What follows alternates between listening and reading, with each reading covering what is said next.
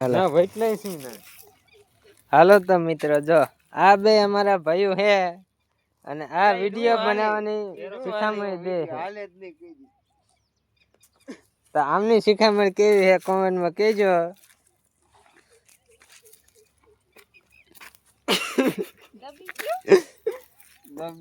એ દોય શિખામણ હમણે મોટી મોટી વાતો કરતા હતા ને.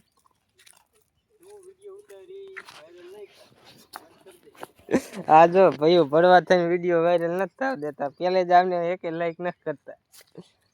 જો એક આ રહ્યો જોઈ લીજો હરકી